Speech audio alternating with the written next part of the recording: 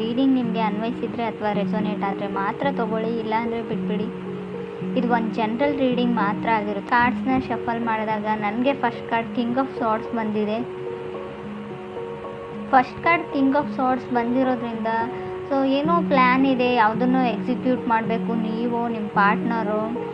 So ಲಾಯರ್ಸ್ನ consult ಮಾಡ್ತಿರೋ, so big deal ಅಂತ ಹೇಳ್ಬೋದು. ಯಾವುದಾದ್ರೂ ನಿಮ್ಮದು ಕೋರ್ಟ್ ಅಥವಾ ಕಚೇರಿಗೆ ಸಂಬಂಧಪಟ್ಟದ ಕೆಲಸ ಆಗಿರ್ಬೋದು. But king of swords first card ಬಂದಿರೋದ್ರಿಂದ ಮೇ ಬಿ ಮ್ಯಾಟರು ನಿಮ್ಮ ಯಂಗರ್ ಸಿಬ್ಲಿಂಗ್ಸ್ ಇರ್ಬೋದು, ಅಥವಾ ಎನ್ವೈರ್ಮೆಂಟ್ಗೆ ನಿಮ್ಮನ್ನು ನೀವು ಅಡಾಪ್ಟ್ ಮಾಡ್ಕೊಳ್ದಿರ್ಬೋದು. ಹೊಂದಾಣಿಕೆ ಕಮ್ಮಿ ಅಂತ ಹೇಳ್ತಾ ಇದೆ. ಸೊ ಎಲ್ಲಿಗಾದ್ರೂ ಟ್ರಾವೆಲ್ ಮಾಡಿದ್ರು, ಒಕೇಶನ್ಗೆ ಹೋಗಿದ್ರು, ಸ್ವಲ್ಪ ಹಣಕಾಸಿನ ಬಗ್ಗೆ ನೀವು ಸ್ವಲ್ಪ ಸ್ಟ್ರಿಕ್ಟಾಗಿರಬೇಕು ಅಂತ ಹೇಳುತ್ತೆ. ಹಾಗೆ ಯಾವುದಾದ್ರೂ ವಸ್ತುಗಳು ಕಳೆದೋಗ್ಬೋದು, ಸ್ಪೆಷಲಿ ದುಡ್ಡಿನ ಬಗ್ಗೆ ಜೋಪಾನವಾಗಿರಿ ಅಂತ ಕಾರ್ಡ್ ಹೇಳುತ್ತೆ ಕಿಂಗ್ ಆಫ್ ಸಾರ್ಡ್ಸ್ ಇರೋದ್ರಿಂದ. ನೀವು ಅಥವಾ ನಿಮ್ಮ ಪಾರ್ಟ್ನರ್ ಇಬ್ಬರಲ್ಲಿ ಯಾರ್ದಾದ್ರೂ ವಸ್ತು ಕಳೆದೋಗುವಂಥ ಚಾನ್ಸಸ್ ಇದೆ, ಅಥವಾ ಆಲ್ರೆಡಿ ಕಳೆದೋಗಿದೆ, ಸಿಗ್ತಾ ಇಲ್ಲ ಅಂತ ಕೂಡ ಹೇಳ್ಬೋದು ರೀಡಿಂಗ್ ಪ್ರಕಾರ. ಸೆಕೆಂಡ್ ಕಾರ್ಡ್ ನನಗೆ 2 ಆಫ್ ಪೆಂಟಿಕಲ್ಸ್ ಬಂದಿದೆ. ಸೊ ಕೆಲವರು ಮನಿನ ಇನ್ವೆಸ್ಟ್ ಮಾಡ್ತಾ ಇದ್ದೀರಾ, ಹಣನ ಬಿಸ್ನೆಸ್ ಪಾರ್ಟ್ನರ್ಶಿಪ್ಪಲ್ಲಿ ಬಿಸ್ನೆಸ್ ಮಾಡ್ತಾ ಇದ್ದೀರಾ. ಸೊ ಮೇ ಬಿ ಕೆಲವ್ರಿಗೆ ಲಾಸ್ ಆಗ್ಬೋದು ಅಂತಲೇ ನಾನು ಹೇಳ್ತೀನಿ. ನಿಮ್ಮ ಪಾರ್ಟ್ನರ್ ನಿಮ್ಗೆ ಹೇಳ್ಬೋದು, ಬ್ಯಾಡ್ ನ್ಯೂಸ್ ಅಂತ ಹೇಳ್ಬೋದು, ಬಟ್ ಅವ್ರು ಸಾರಿ ಅಂತ ಹೇಳ್ಬೋದು. ಸಣ್ಣ ಪುಟ್ಟ ಮಿಸ್ಟೇಕ್ಸ್ ಎಲ್ರಿಗೂ ಆಗುತ್ತೆ. ಬಟ್ 2 ಆಫ್ ಪೆಂಟಿಕಲ್ಸ್ ನಾನು ಆಗಲೇ ಹೇಳಿದೆ, ಹಣಕಾಸಿನ ವಿಚಾರದಲ್ಲಿ ನೀವು ಸ್ವಲ್ಪ ಸ್ಟ್ರಿಕ್ಟಾಗಿರಬೇಕು. ಇಲ್ಲ ಅಂದರೆ ಹಣ ಪೋಲಾಗುತ್ತೆ, ಕಳೆದೋಗುತ್ತೆ. ಒಟ್ಟಿನಲ್ಲಿ ಹಣಕಾಸಿನ ಬಗ್ಗೆ ನಾನು ತುಂಬ ಕೇರ್ಫುಲ್ ಆಗಿರಿ ಅಂತಲೇ ಹೇಳ್ತೀನಿ. ಇದು ನೀವು ನಿಮ್ಮ ಪಾರ್ಟ್ನರ್ಗೆ ಏನಾದರೂ ಎಕ್ಸ್ಪೆನ್ಸಿವ್ ಗಿಫ್ಟ್ನ ಪರ್ಚೇಸ್ ಮಾಡಿ ಕೊಡೋದ್ರಲ್ಲಾಗಿರ್ಬೋದು, ಅಥವಾ ಅವ್ರು ಏನಾದರೂ ಅದನ್ನು ಕಳ್ಕೊಳ್ಳೋದು ಅಥವಾ ಬೀಳ್ಸೋದು, ಸಮಥಿಂಗ್ ಲಾಸ್ ಅಂತ ಹೇಳುತ್ತೆ ಕಾರ್ಡು. ಥರ್ಡ್ ಕಾರ್ಡ್ ನನಗೆ 10 ಆಫ್ ವಾಂಡ್ಸ್ ಬಂದಿದೆ. ಸೊ ತುಂಬ ರೆಸ್ಪಾನ್ಸಿಬಿಲಿಟೀಸ್ ಇದೆ ನಿಮಗೋ ನಿಮ್ಮ ಪಾರ್ಟ್ನರ್ಗೋ ಇತ್ತೀಚೆಗೆ ಅಂತ ಹೇಳುತ್ತೆ.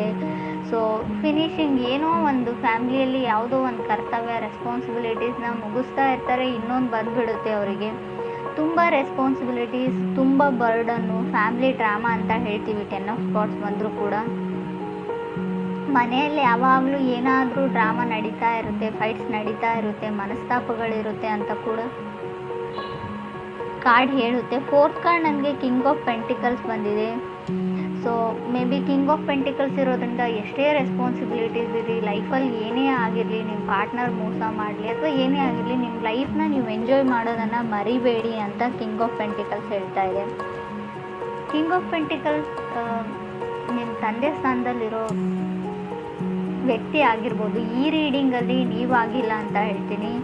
ಮೇ ಬಿ ತುಂಬ ಜವಾಬ್ದಾರಿ ಇದೆ ನಿಮ್ಮ ತಂದೆಗೋ ನಿಮಗೋ, ಮನೇನ ನಿಭಾಯಿಸ್ಕೊಂಡು ಹೋಗ್ತಾ ಇದ್ದೀರಾ ಅಂತ ಹೇಳ್ಬೋದು. ಫಿಫ್ತ್ ಕಾರ್ಡ್ ಜಡ್ಜ್ಮೆಂಟ್ ಕಾರ್ಡ್ ಬಂದಿದೆ. ಸೊ ಯಾರಾದರೂ ನೀವು ಡಿವೋರ್ಸ್ಗೆ ಅಪ್ಲೈ ಮಾಡಿದರೆ, ಡಿವೋರ್ಸ್ ತೊಗೊಳ್ಬೇಕು ಅಂತ ಅಂದ್ಕೊಂಡಿದ್ರೆ, ಸೊ ನಿಮಗೆ ಡಿವೋರ್ಸ್ ಸಿಗುತ್ತೆ ಅಂತ ಜಡ್ಜ್ಮೆಂಟ್ ಕಾರ್ಡ್ ಹೇಳ್ತಾ ಇದೆ.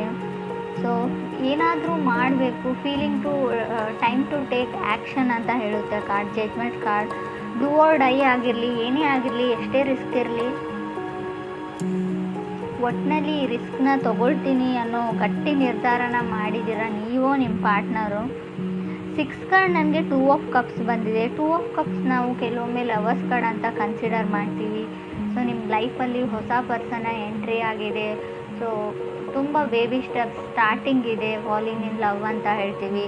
ಸೊ ತುಂಬ ಕಲಿತಾ ಇದ್ದೀರಾ, ನೀವು ನಿಮ್ಮ ಪಾರ್ಟ್ನರಿಂದ ಕಲಿತಾ ಇದ್ದಾರೆ, ನಿಮ್ಮ ಪಾರ್ಟ್ನರ್ ನಿಮ್ಮಿಂದ ಕಲಿತಾ ಇದ್ದಾರೆ. ಅಂಡರ್ಸ್ಟ್ಯಾಂಡಿಂಗ್ ಇದೆ. ಸೊ ತುಂಬ ಕ್ಯೂಟ್ ಆಗಿರೋ ಲವ್ ಸ್ಟೋರಿ ಅಂತ ಹೇಳ್ಬೋದು 2 ಆಫ್ ಕಪ್ಸ್ ಇರೋದ್ರಿಂದ. 7th ಕಾರ್ಡ್ ನನಗೆ ಪೇಜ್ ಆಫ್ ಪೆಂಟಿಕಲ್ಸ್ ಬಂದಿದೆ. ಸೊ ಪೇಜ್ ಆಫ್ ಪೆಂಟಿಕಲ್ಸ್ ನಿಮ್ಮನ್ನು ಯಾರೋ ಕಾರ್ನರ್ ಮಾಡ್ತಾ ಇದ್ದಾರೆ. ನೀವು ಸ್ಕೂಲ್ಗೆ ಹೋಗ್ತಾ ಇದ್ದರೆ, ಕಾಲೇಜಸ್ಸಲ್ಲಿದ್ದರೆ ಅಥವಾ ಆಫೀಸಲ್ಲಿದ್ದರೂ ಕೂಡ ನಿಮ್ಮನ್ನು ಒಂಟಿಯಾಗಿ ಮಾಡೋಕ್ಕೆ ಟ್ರೈ ಮಾಡ್ತಾ ಇದ್ದಾರೆ. ಅವ್ರದ್ದೇ ಒಂದು ಗ್ರೂಪು, ನೀವು ಒಬ್ಬರೇ ಇರ್ತೀರ, ಯಾರೂ ಮಾತಾಡಲ್ಲ, ಜನ ನಿಮ್ಮನ್ನು ಟೀಸ್ ಮಾಡ್ತಾರೆ, ಅವಮಾನ ಮಾಡ್ತಾರೆ. ಕೆಲವರು ಆ ಥರ ಸಿಚುವೇಶನಲ್ಲಿದ್ದೀರಾ. ಸೊ ತುಂಬ ಕಷ್ಟ ಆಗ್ತಾ ಇದೆ, ಚಾಲೆಂಜ್ ಅಂತ ಅನ್ನಿಸ್ತಾ ಇದೆ ಕೆಲವ್ರಿಗೆ ಇಲ್ಲಿ ಅವ್ರ ಫೀಲಿಂಗ್ಸ್ನ ಎಕ್ಸ್ಪ್ರೆಸ್ ಮಾಡ್ಕೊಳ್ಳೋದ್ರಲ್ಲಿ. ಸೊ ನಿಮ್ಗೆ ಯಾರೋ ಇಷ್ಟ, ಅವ್ರು ಬೇರೆ ಕಡೆ ಒಂದು ಗ್ರೂಪಲ್ಲಿ ಇರ್ತಾರೆ, ಅಥವಾ ನೀವು ಒಂದು ಕಡೆ ಗ್ರೂಪಲ್ಲಿದ್ದೀರಾ, ಅವ್ರ ಕಾರ್ನರ್ನ ಕಾರ್ನರ್ ಮಾಡಿದ್ದಾರೆ ನಿಮ್ಮ ಗ್ರೂಪಲ್ಲಿರೋರು. ಸೊ ನಿಮಗೆ ಅವ್ರು ಇಷ್ಟ, ಹೇಗೆ ಹೋಗಿ ಎಕ್ಸ್ಪ್ರೆಸ್ ಮಾಡ್ಕೊಳ್ಳಿ, ನಿಮ್ಮ ಫ್ರೆಂಡ್ಸ್ ಏನು ಅಂದ್ಕೊಳ್ತಾರೆ ಅನ್ನೋ ಯೋಚನೆಯಲ್ಲಿ ನೀವಿದ್ದೀರೋ ಅಥವಾ ಅದರ್ ಪರ್ಸನ್ ಇರ್ಬೋದು. 9th ಕಾರ್ಡ್ ನನಗೆ 8 ಆಫ್ ಕಪ್ಸ್ ಬಂದಿದೆ. ಸೊ ಕೆಲವ್ರದ್ದು ಮೈಂಡ್ ತುಂಬ ಚೇಂಜ್ ಆಗಿದೆ, ಮೈಂಡ್ ಲಾಸ್ಟ್ ಅನ್ನೋ ಫೀಲಿಂಗಲ್ಲಿದ್ದಾರೆ. ಲಾಸ್ಟ್ ಮಿನಿಟ್ನಲ್ಲಿ ಯಾವುದಕ್ಕಾದ್ರೂ ನಿಮ್ಮ ಮೈಂಡ್ ಚೇಂಜ್ ಮಾಡ್ತಾ ಇರ್ಬೋದು. ಸೊ ಆ ಥರ ಇದ್ದರೂ ಕೂಡ ಕಾರ್ಡ್ ಬಂದಿರುತ್ತೆ. ಕೆಲವ್ರಿಗೆ 8 ಆಫ್ ಕಪ್ಸ್ ಇರೋದನ್ನು ಬಿಟ್ಟು ಇಲ್ಲದೆ ಇರೋದ್ರ ಕಡೆ ಇಮ್ಯಾಜಿನೇಷನ್ ಅಂತ ಹೇಳ್ತೀವಿ, ಅಥವಾ ನಿಮ್ಮ ಹತ್ರ ಎಲ್ಲ ಇರುತ್ತೆ ಆದರೂ ಕೂಡ ಏನೋ ಒಂದು ದೂರದ ಬೆಟ್ಟ ನುಣ್ಣಗೆ ಅಂತೀವಿ. ಸೊ ನಿಮ್ಮನ್ನು ಇಷ್ಟಪಡೋರನ್ನ ಬಿಟ್ಟು ಸೊ ನೀವು ಇಷ್ಟಪಡೋರು ಹಿಂದೆ ಹೋಗ್ತಾ ಇದ್ದೀರಾ. ಬಟ್ ರಿಜೆಕ್ಷನ್ ಫೀಲ್ ಆಗ್ಬೋದು ಅಥವಾ ಇಗ್ನೋರ್ಡ್ ಫೀಲ್ ಇರ್ಬೋದು. ಈಗಾಗಲೇ ನಿಮ್ಮನ್ನು ಯಾರೋ ರಿಜೆಕ್ಟ್ ಮಾಡಿದ್ದಾರೆ ಅಥವಾ ಇಗ್ನೋರ್ ಮಾಡ್ತಾ ಇದ್ದಾರೆ, ಯಾವುದನ್ನು ಸರಿಯಾಗಿ ಹೇಳ್ತಾ ಇಲ್ಲ. ಮೇ ಬಿ ಅವ್ರು ನಿಮ್ಮನ್ನು ವೇಟಿಂಗ್ ಲಿಸ್ಟಲ್ಲಿ ಇಟ್ಟಿದ್ದಾರೆ ಅಂತ ಕೂಡ ಹೇಳ್ಬೋದು. 10th ಕಾರ್ಡ್ ನನಗೆ 2 ಆಫ್ ಕಪ್ಸ್ ಬಂದಿದೆ ಮತ್ತೆ. ಸೊ ಇದು 2 ಆಫ್ ಕಪ್ಸ್ ಡಬಲ್ ಸರ್ತಿ ಬಂದರೆ ಹೇಟ್ ಸ್ಟೋರಿ ಅಂತ ಹೇಳ್ತೀವಿ ನಾವು. ಸಿಂಗಲ್ ಟೈಮ್ ಬಂದರೆ ಮಾತ್ರ ಅಲ್ಲೊಂದು ಫ್ರೆಶ್ ಲವ್ ಸ್ಟೋರಿ ಇರುತ್ತೆ ಅಂತ ನಾನು ಹೇಳ್ತೀನಿ ಕಾರ್ಡ್ ರೀಡಿಂಗಲ್ಲಿ. ಸೊ ಜನ ನಿಮ್ಮನ್ನು ಯಾವಾಗಲೂ ಹೇಟ್ ಮಾಡ್ತಾರೆ ಅಂತ ಕೆಲವ್ರು ಅನ್ಸೋಕ್ಕೆ ಸ್ಟಾರ್ಟ್ ಆಗಿರ್ಬೋದು. ಸೊ ನೀವೇನೂ ಮಾಡಿರಲ್ಲ, ಏನೂ ಆರ್ಗ್ಯೂ ಮಾಡಿರಲ್ಲ, ಗೊತ್ತಿಲ್ಲ ನನ್ನ ಕಂಡ್ರೆ ಯಾರಿಗೂ ಆಗೋದಿಲ್ಲ, ಅನ್ಲೆಸ್ ನಿಮ್ಮ ಸರ್ಕಲ್ಲೇ ಹಾಗೆ ಇದೆಯೋ ಅಥವಾ ನನ್ನ ಹಣೆ ಬರಹನೇ ಇಷ್ಟೇನಾ ಅಂತ ಥಿಂಕ್ ಮಾಡ್ತಾ ಇದ್ದೀರಾ ಕೆಲವರು. ಸೊ ನಿಮ್ಮ ಸುತ್ತಮುತ್ತಲೂ ಇರೋ ಜನಗಳ ಪ್ರಾಬ್ಲಮ್ ಅಲ್ಲ. ಮೇ ಬಿ ಆಸ್ಟ್ರಾಲಜಿಕಲ್ ಚಾರ್ಟ್ ಪ್ರಕಾರ ಹೇಳೋದಾದರೆ ಯಾವಾಗಲೂ ತುಂಬ ಜನ ಅಡ್ಮೈರ್ ಮಾಡ್ತಾರೆ ಕೆಲವರು, ಬಟ್ ಕೆಲವ್ರಿಗೆ ಹೊಟ್ಟೆಗೆ ಜಾಸ್ತಿ ಅಂತ ಹೇಳ್ಬೋದು ನಿಮ್ಮ ಮೇಲೆ. 11th ಕಾರ್ಡ್ ನನಗೆ 8 ಆಫ್ ಸಾರ್ಟ್ಸ್ ಬಂದಿದೆ. 8 ಆಫ್ ಸಾರ್ಟ್ಸ್ ಇರೋದ್ರಿಂದ ಸೊ ಗೋಯಿಂಗ್ ವಿತ್ ಕರ್ಮ ಅಂತ ಹೇಳ್ತೀವಿ ಇದಕ್ಕೆ ನಾವು.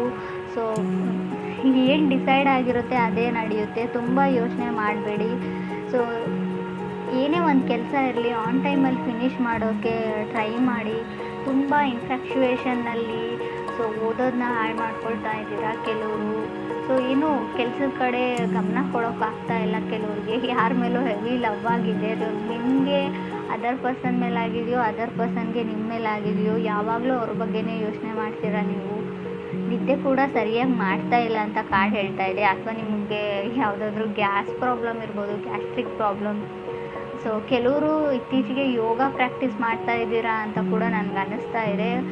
Because of 8 of cups 2 of cups ನನಗೆ 8 ಆಫ್ ಸಾರ್ಟ್ಸ್ ಇರೋದ್ರಿಂದ 8 ಮಧ್ಯೆ 2 ಬಂದರೆ ಮೇ ಬಿ ನೀವು ಯೋಗ ಪ್ರಾಕ್ಟೀಸ್ ಮಾಡ್ತಾ ಇದ್ದೀರಾ, ಜಿಮ್ ಜಾಯ್ನ್ ಆಗಿದ್ದೀರಾ, ಏನೋ ಒಟ್ಟಿನಲ್ಲಿ ಮಾಡ್ತಾ ಇದ್ದೀರಾ. ಹೆಲ್ತ್ ಇಶ್ಯೂಸ್ನ ಕೆಲವೊಂದನ್ನ ಕ್ಲಿಯರ್ ಮಾಡ್ಕೊಳ್ಳೋಕ್ಕೆ ಅಂತ ಅನಿಸುತ್ತೆ. 12th ಕಾರ್ಡ್ ನನಗೆ ಸ್ಟಾರ್ ಕಾರ್ಡ್ ಬಂದಿದೆ.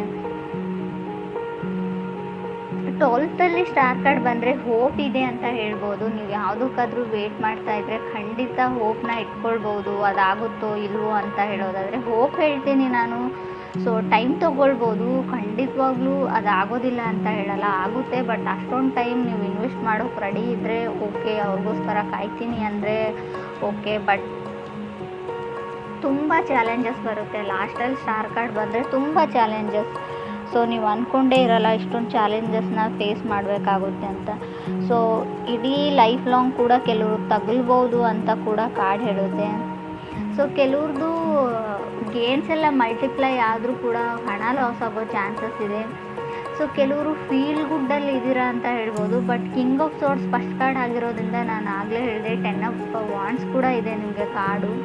ಥರ್ಡಲ್ಲಿ 10 ಆಫ್ ವಾಂಡ್ಸ್, ಫಸ್ಟಲ್ಲಿ ಕಿಂಗ್ ಆಫ್ ಸಾರ್ಟ್ಸ್ ಇರೋದ್ರಿಂದ ಫೀಲ್ ಗುಡ್ ಇರ್ತೀರಾ. ಬಟ್ ಫ್ಯಾಮ್ಲಿ ಟೆಸ್ಟ್ ಅಂತ ಹೇಳ್ಬೋದು. ನೀವು ಫ್ಯಾಮ್ಲಿನ ಟೆಸ್ಟ್ ಮಾಡ್ತಿರೋ ಅಥವಾ ಯೂನಿವರ್ಸ್ ನಿಮ್ಮ ಫ್ಯಾಮ್ಲಿನ ಟೆಸ್ಟಲ್ಲಿ ಇಡುತ್ತೋ ಗೊತ್ತಿಲ್ಲ. ಸ್ವಲ್ಪ ಚಾಲೆಂಜಸ್ ಬರ್ಬೋದು, ಎಲ್ಲನೂ ನಿಭಾಯಿಸ್ಕೊಂಡು ಹೋದರೆ ಖಂಡಿತವಾಗ್ಲೂ.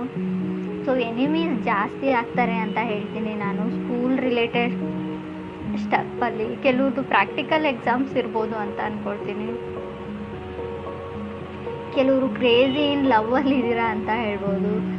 ಸೊ ಕೆಲವ್ರಿಗೆ ನೋಬಡಿ ಕ್ರಾಸ್ ಮೀ ಅನ್ನೋ ಲೆವೆಲಲ್ಲಿ ಇದ್ದೀರಾ. ಕಿಂಗ್ ಆಫ್ ಸಾರ್ಟ್ಸ್ ಅಂದರೆ ಒಂದು ಈಗೋ ಇರುತ್ತೆ, ಸಣ್ಣ ಮಟ್ಟದ ಈಗೋ. ನನಗೆಲ್ಲ ಗೊತ್ತು, ನನ್ನನ್ನು ಯಾರೋ ಕ್ರಾಸ್ ಮಾಡಿ ಹೋಗೋಕ್ಕಾಗಲ್ಲ, ನನ್ನ ಕಡೆ ಯಾರೋ ಬೆರಳು ಮಾಡಿ ತೋರಿಸಲ್ಲ.